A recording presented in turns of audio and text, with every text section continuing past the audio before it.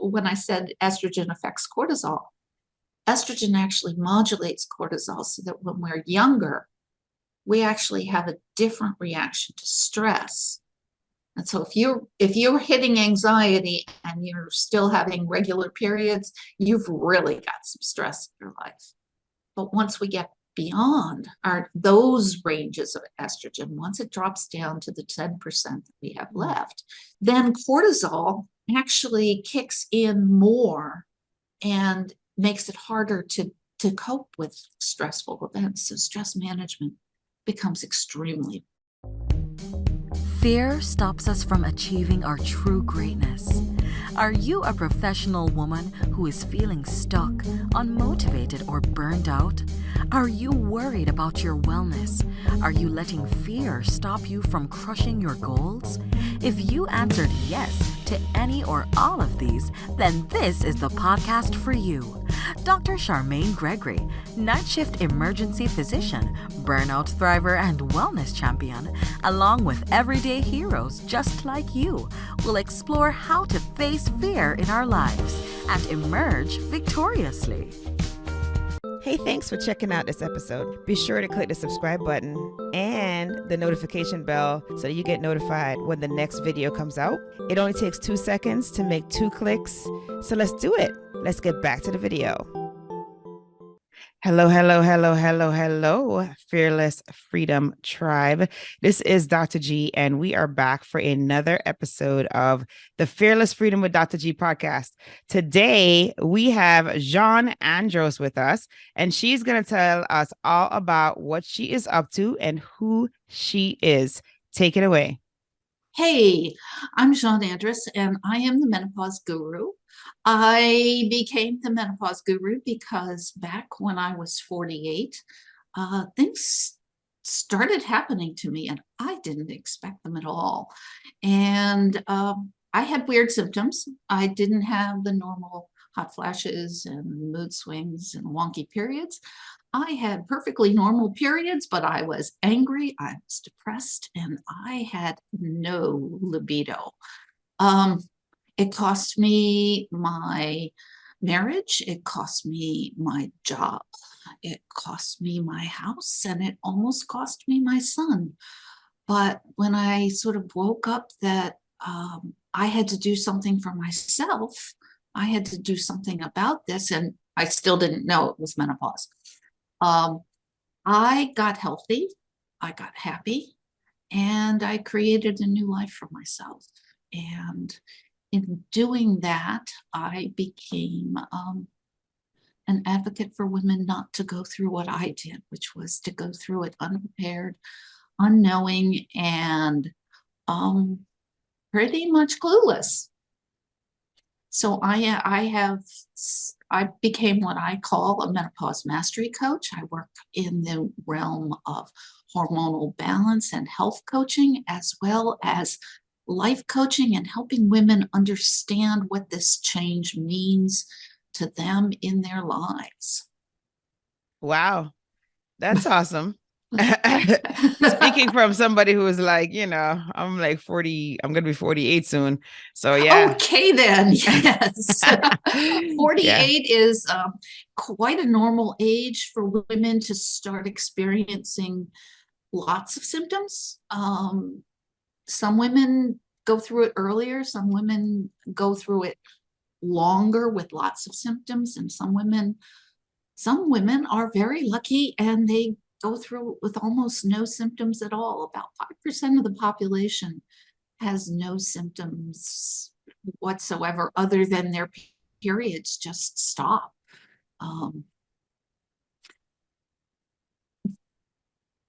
Is there a way to tell whether you're going to be in the 5%? I think, the healthier you stay, the more you take care of yourself, the weller you are, the more that you embrace wellness. And the more that you embrace yourself, the more likely it is that you'll go through it without a lot of issues. Makes sense. I mean, you're probably in more too with the body too. I mean, if that's the case, if you're more into wellness and health, you're more than likely to kind of notice changes in your body. Like you'll have like a better sense of what's happening to you.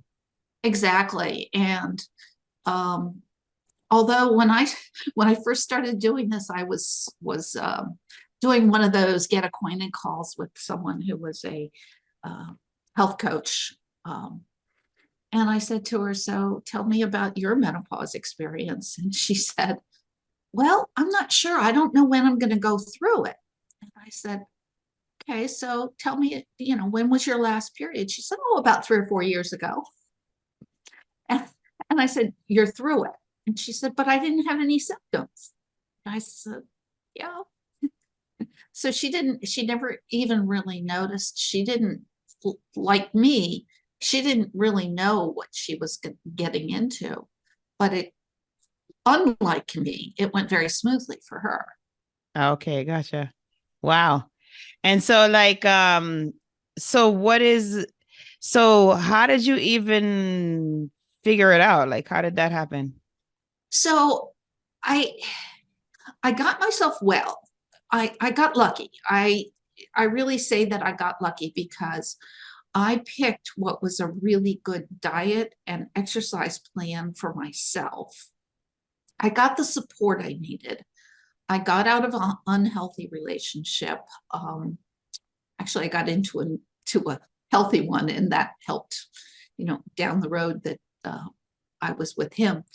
But what I started doing was I wanted to get out of my corporate job. And so I became a personal trainer. I certified as a personal trainer through American Council on Exercise. And I started working with women who were a lot like me. They were in their mid 40s to early 50s. And I started working with them and I started noticing that we all had these same issues. And by this time, I was pretty well aware that I was in perimenopause. And I started doing a lot of research, and which I do to this day. I'm constantly researching stuff. But what I realized was that we all went through these same kinds of issues of our bodies rebelling, our bodies changing, but our minds and our hearts and our spirits just changing completely. And we go from this person who was oriented towards other people, other focused on our kids, focused perhaps on our jobs, focused on our volunteer work. And then we get to this point somewhere where we say, wait a minute, I really don't care about other people's opinions of me or what I'm doing. I don't care. I need to put myself into the center of my life. And you see it over and over and over again as women kind of hit this mid 40s time. And it happens at different times for different ones of us because our cycles are changing and our hormones are changing. And the way it plays out is it moves us from this intense other focus where we put ourselves on the outside of our lives to allowing us to put ourselves in the center of our lives. Now, I always say when I talk about this, it doesn't mean you have to kick anybody else out of the center of your life. If you have kids, if you have a spouse that you adore and appreciate and who adores and appreciates you, you don't have to kick that person out of the center of your life. You just Good. simply get to put yourself in there so that you get to make decisions from a point of view that says, I am as important as anyone else in the center of my life, which is really wild. It allows you to do all kinds of different things. It allows you to make decisions from a point of view of your passion and your purpose and your own personal priorities. Wow. Yeah, no, that's interesting because a lot of people, this is not, this is a generalization, of course, but like the majority of us really are outwardly focused, and yeah, that's And so why there's biological, always like a big thing about, you gotta have self-care, you gotta do something for self-care because otherwise you have nothing to give. So it's just interesting but that it there's comes a back to the center again. yeah, but there's a biological imperative to that. So when we are capable of having children, What what is true from a biological perspective is those children are biologically, evolutionarily more important than the older generation. So it's Right, biology because they must check. survive to keep the thing going. Yeah. Yeah, they have to survive. You've Right. reproduced, you're not important. Right. So Right. there's this biological imperative. And so what's happened is over the millennia and the and thousands of years that we have evolved into who we are, it has become um, tied to our female hormones, to estrogen and progesterone, this whole sense that we are focused on our offspring. And the cool thing is, unlike 99.99999% of all mammalian species, humans and a few very rare other species actually have this thing called menopause, where we become infertile and yet have an extended lifespan beyond that. So that there must be a purpose to that. It must be good for us as a species to have that happen, because all women throughout the world, this isn't a recent invention of humans. This is something that has gone on all the way back to our remotest female common ancestress, which is amazing. That is amazing. Yeah, no, that's great. And so, so you figured this out kind of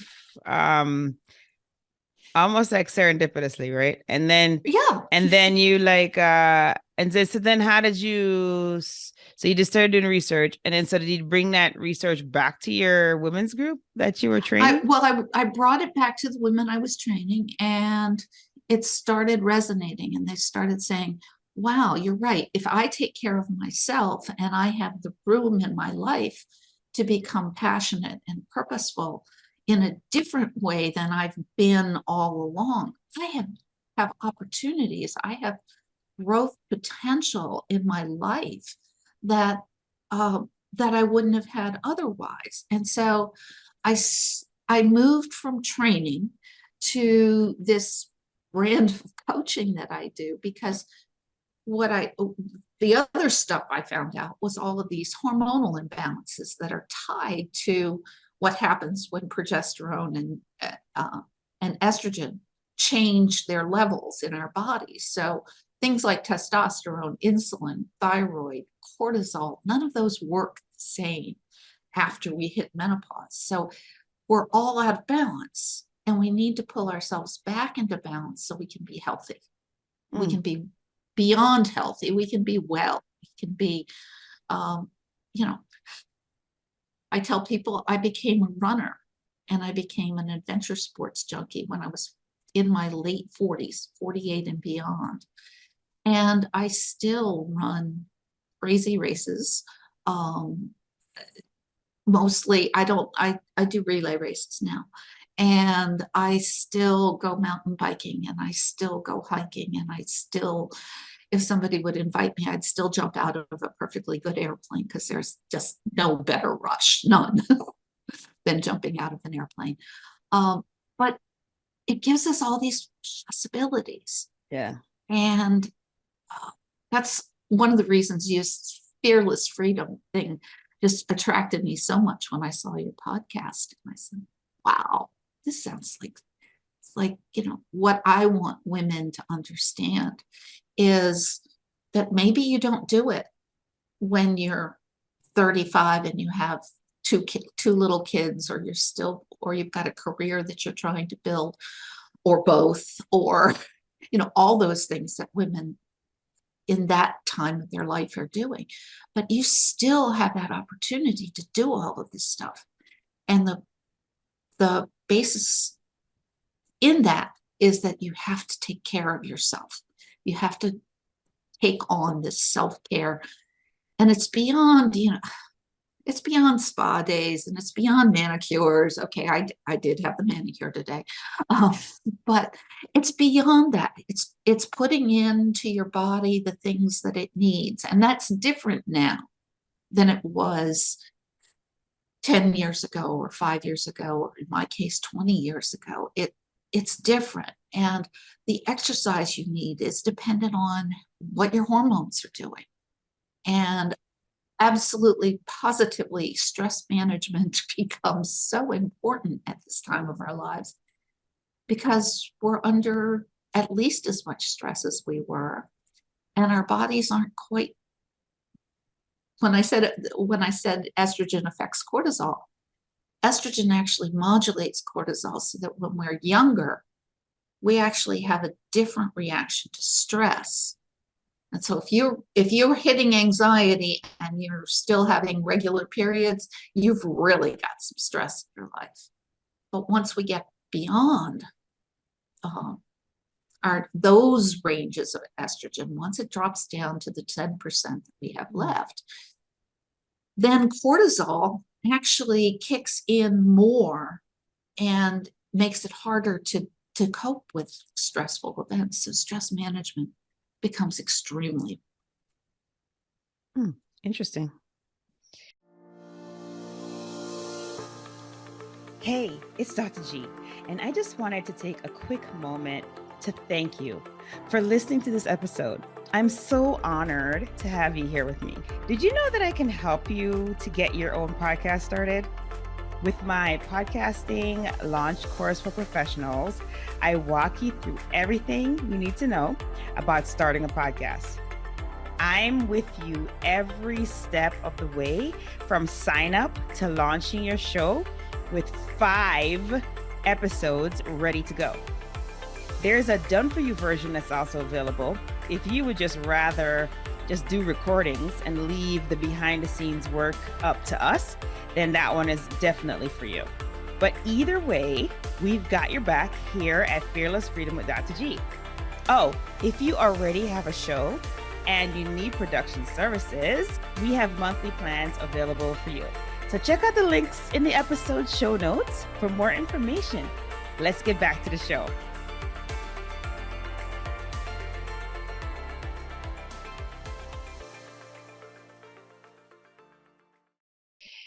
And so when you're talking with women, are you checking their hormone levels too? I work because I am a health coach, not a health practitioner. Well, I am a health practitioner, but I am not a licensed doctor or nutritionist.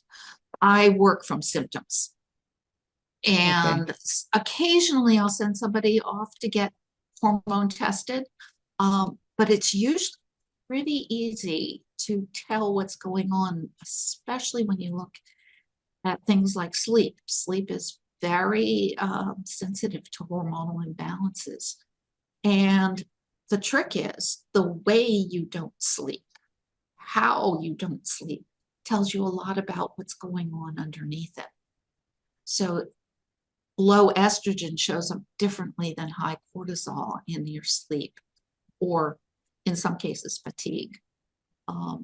Thyroid affects it. Thyroid and low cortisol, adrenal fatigue, actually look a lot alike, but you can see from other symptoms which one it really is. So I use symptoms. And then if I need to, I send somebody off to get tested with a couple of practitioners I know. Okay. All right, cool. Yeah. And then what is the program usually like a few weeks long, or how? I like working with women for 6 months. And the reason I say that is that it sometimes takes a while for specific changes, and sometimes there's a cascading effect. So we take care of one, and then another one becomes more important. So we go down all of those. Plus, we're looking at who they want to be. We get to go back. I do some work with who they were as a child, what they've loved, what they've put aside in their lives. so that we can, as they go forward, they know what they want to bring back into their life. They know, is it travel, or is it art, or is it mission work? I've had people who really opened up to a heart for missions. I've had people wake up to entrepreneurial ideas, and other people. I had one woman I worked with who was a therapist, but decided that her focus needed to switch and be an art therapist. So she brought her art back into her life. So we do some life coaching as well. Okay. All right, that's cool. And then you have to let the audience know how they can reach out to you. So what I'd love to offer is what I call my sleep freebie, or my 5 best tips to get a better night's sleep tonight. There are things you can put into practice right away. And you can find that at Menopause Matters Podcast. That's all one word, MENOPAUSEMATTERPodcast.com/opt-in.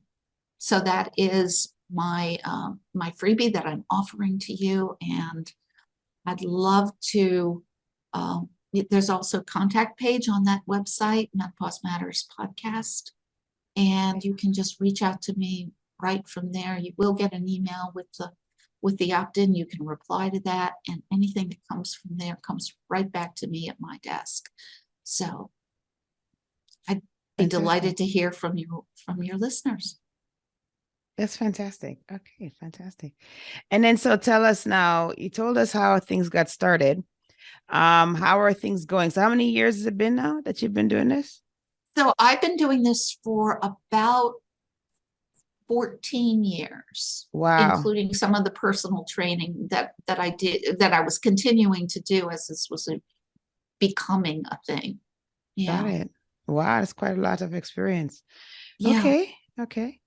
And then have you been, like, how did everything go with you and the pandemic? Did you have to go more virtual during that time? I've always been virtual. I've always been virtual, so it's not a big thing for you. When I was training, I was often in the gym with my clients. But when I started this particular practice, it was started as a virtual thing. I was good for you. Way to be ahead of the times. Online. Yeah. That's a way ahead of the curve there. The pandemic just simply reinforced my introvertedness. I know I don't sound like I'm an introvert, but I can sit here in my little world and for a very long time. No, but I mean, that's good that you didn't miss a beat. So that's great. Yeah. And then, so do you have any plans, like anything that oh no, actually, that's not the question I want to ask you. How about this? Okay. Was there any fear that you faced when you decided that, when you realized what was happening to you and you decided that you were going to share this information with other people? Was there any fear in that venture? Well, so when I quit my corporate job to become a personal trainer, I don't know whether you will remember this date, but it was in August of 2008.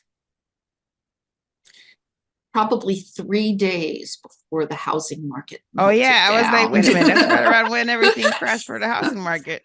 Yes. So I think the fear came then. Okay. Was what did I just do? I said, yeah. What did I just do to myself? And but it was interesting because what I did at that time in my life was I had kind of embraced adventure sports. Okay. Prior to that, while I was still in the corporate world, I was working for first PeopleSoft and then Oracle Corporation as a on-site consultant implementing really large computer systems. Okay. And the cool thing about that job was that I would fly out every Sunday and I'd fly home every Thursday, but they really didn't care where I flew to on Thursdays. So on a lot of Thursdays, I would fly somewhere in the United States and do something fun, like skiing Nice. or Nice. going with a bunch of friends and running a half marathon or one of these relay races or kayaking someplace, whitewater kayaking someplace. And so I kind of got into a mantra of facing fears Nice.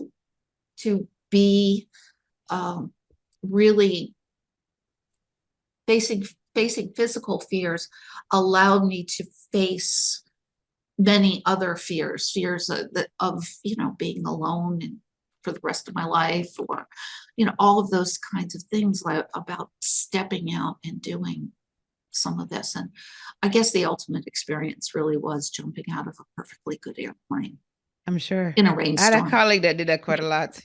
He did it I've only done it thousands once. of times. He's done it thousands of times, and he's done Guinness Book of World Record, tandem jumps and things like that. Oh, Yeah, and he married somebody it's who also craziness. is into that. Yeah.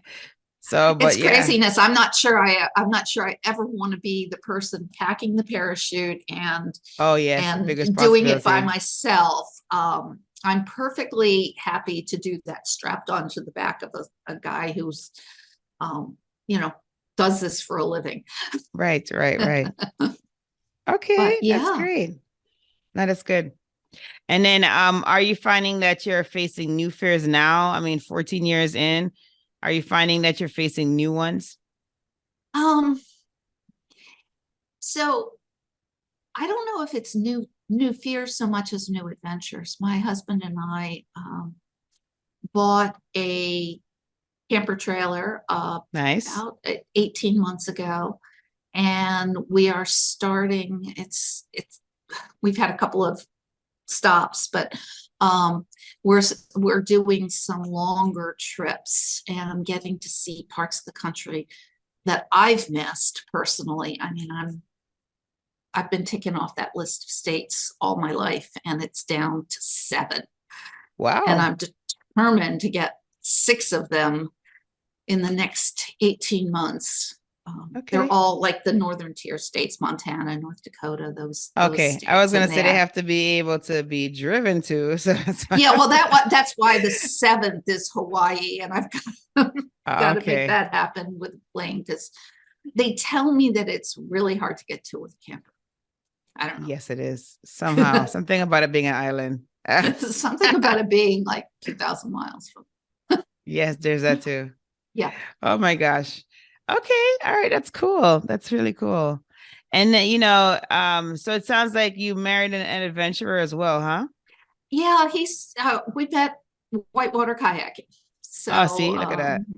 yeah, it's interesting because um, I do have a couple of friends who have done things like that specifically to meet guys. And Really? yeah, yeah. I mean, they're like, I I didn't know know that there was are a a lot of thing. guys who do XYZ. I mean, I had one friend who was into astronomy, but mostly because there were all these guys that hung out there. And there's Okay. always guys by themselves on the river without women. Okay. And so they're like, let's meet guys. And I was out there to kayak. Right.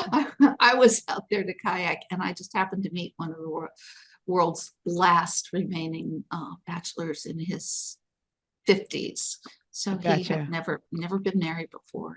Wow. Um, yeah, we've been married over 10 years Oh, congratulations. That's great. now. Yeah. Yeah.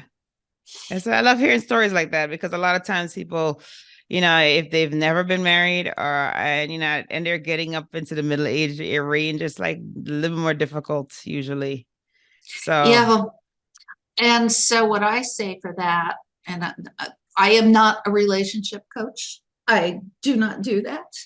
But my thing is, do what you love.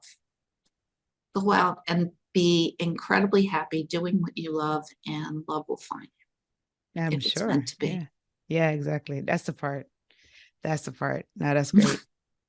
Oh, that's awesome.